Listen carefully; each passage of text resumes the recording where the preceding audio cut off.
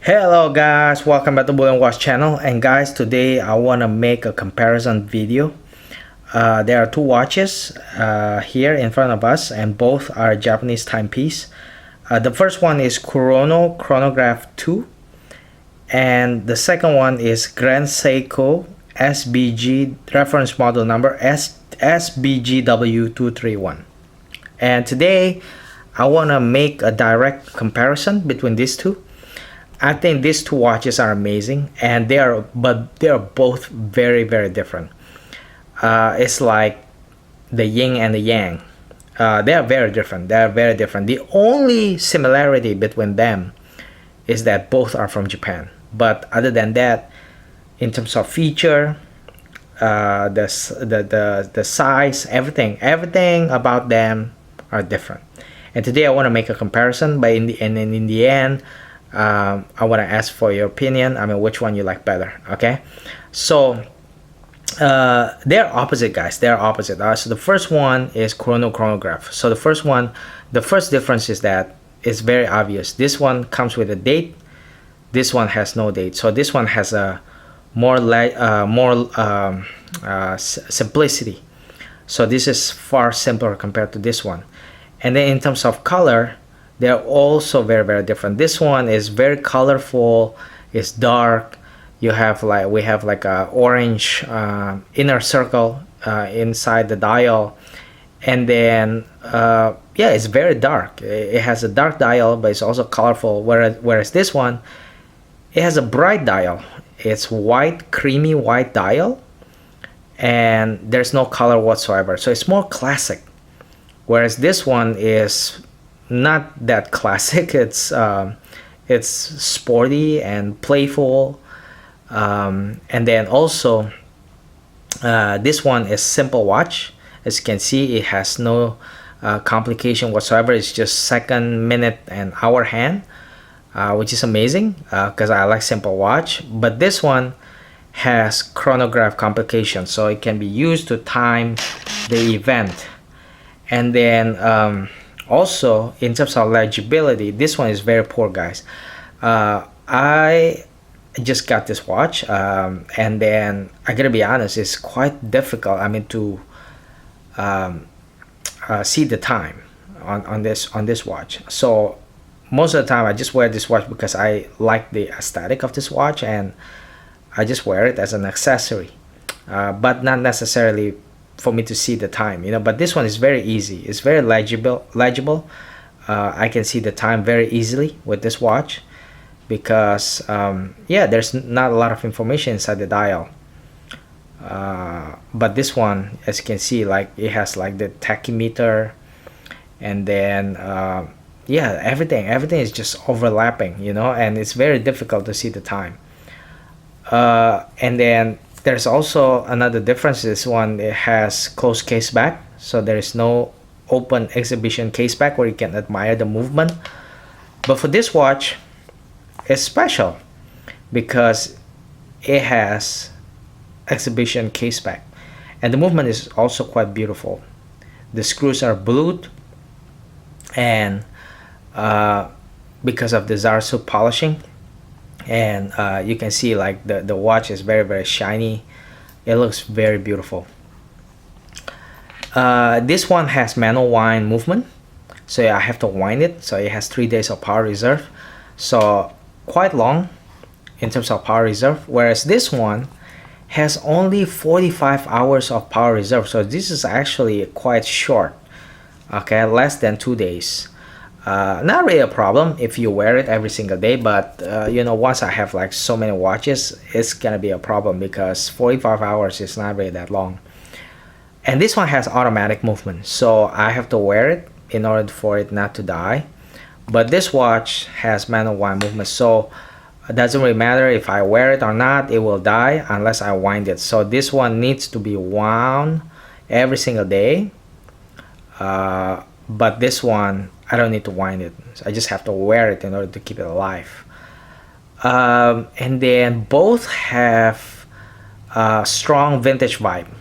This one has a very nice lock. You can see like how thin it is. So it looks like a vintage chronograph. This one also have strong vintage vibe to it because it's 37 millimeter, so it's a small watch. And also the other difference between these two watches is that you can see the thickness, guys. This watch, the SBGW231, even though it's considered to be quite thick for a dress watch, but it's actually only at 11.6 millimeter in terms of thickness, and that includes the dome sapphire. And you can see the sapphire is dome, so it has it's about what, like 1 to 2 millimeter tall. So if you take off the sapphire case, this watch is actually about 10 point something millimeter thick, whereas this watch is 13.9 millimeters, so about 14 millimeter. And you can see like the case is, I mean, not the case, sorry, I mean the sapphire is flat, not like this one. This one is highly domed. You can see it's very beautiful, it's very thick, whereas this one is very flat. So the thickness is 13.9 millimeter. That's actually the thickness of the case, whereas this one 11.6, that includes the sapphire case. So if you just compare the thickness of the case between these two watches, you can see like this one is a lot thicker compared to this one, because this is the true 13.9 millimeter, this one, whereas this one, the Grand Seiko, is only about 10 point something millimeter thick. So it makes a lot of difference. This watch is quite thick and it gets uncomfortable. Like sometimes if I wear it, when I wear them, this watch wears more comfortable compared to this one, because this watch is smaller, it's lighter, and thinner. This watch is thick and it's heavier. Okay. Yeah, but both are very beautiful and both are from Japan. Both have a strong vintage vibe to it, and yeah, very, very nice watches from Japan. I have to say that this is the thing, guys. I want to say a little bit about Japanese timepiece. Okay, I have tried many Swiss watches in the past. I've been in this hobby for like more than 5 years now, and I have played with quite a lot of watches from Swiss, from the Swiss. And I gotta tell you that Japanese timepieces, they are very unique, and they offer a very, very good bang for your buck. Okay, for example, like this Grand Seiko, right? It's gonna be very hard for you to find Swiss timepiece that has a feature like this one at the price point at a similar price point as this one. This one has no date, manual wind movement, hand finish movement, and hand finished dial case with the Zaratsu polishing techniques that I just mentioned, and it's not so expensive.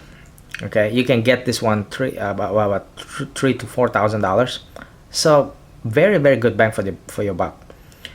In the Swiss, if you go buy Swiss watches, I don't think you can get any Swiss watch with this kind of feature, and and for the price of $3,000 to $4,000 is just impossible.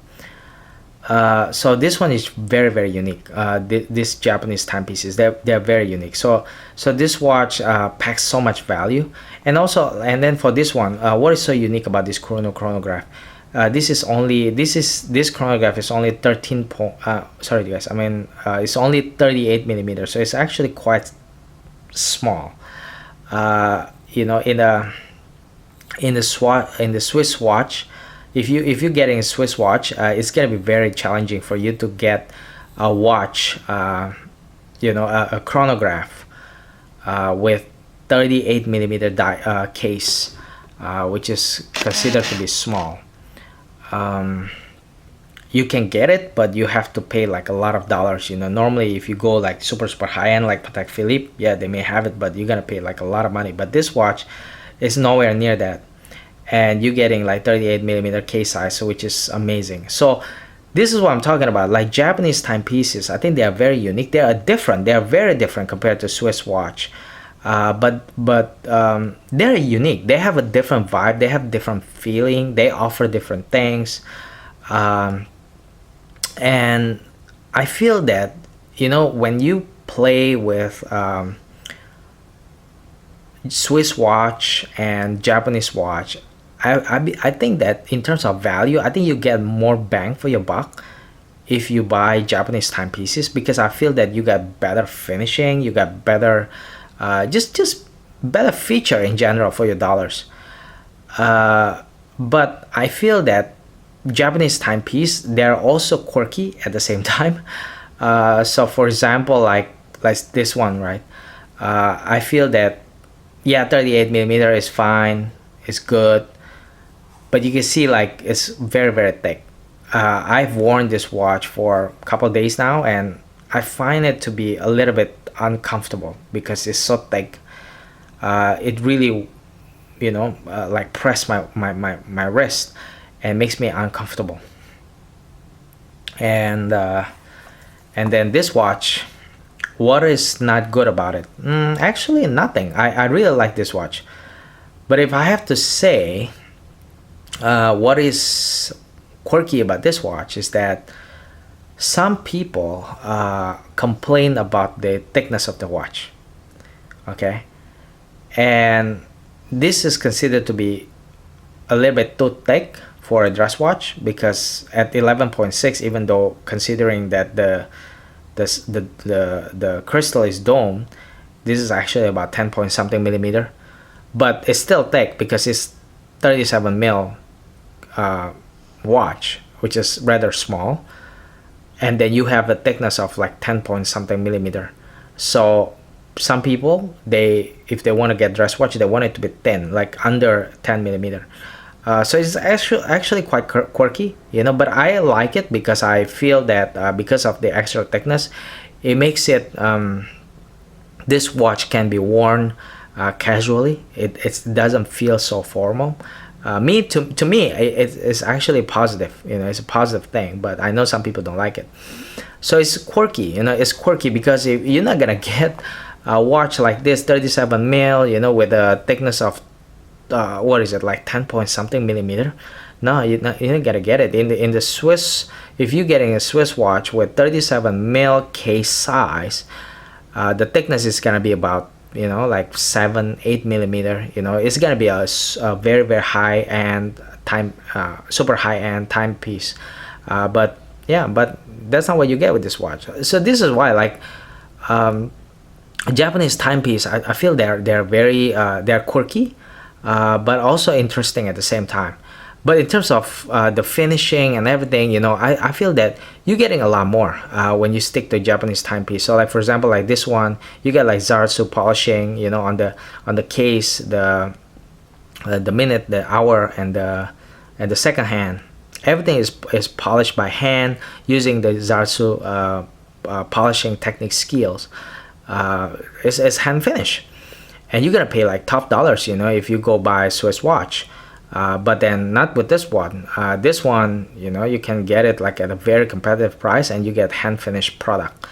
And again, this one is also the same. Like, I don't know if this one hand finished or not, but again, 38 millimeter, which is very unique. You're not gonna get 38 millimeter case size of a chronograph watch from Swiss. So yeah, so they're very unique. They offer something more compared to the Swiss watch, but I feel that they are quirky at the same time. So in the end, guys, between these two watches, please let me know which one you like best, which one you like better, this one or this one. Do you like SBGW Grand Seiko, SBGW231 Grand Seiko, or the Kurono Chronograph? Which one you like the best? Please vote below. Thank you guys for watching. Bye bye.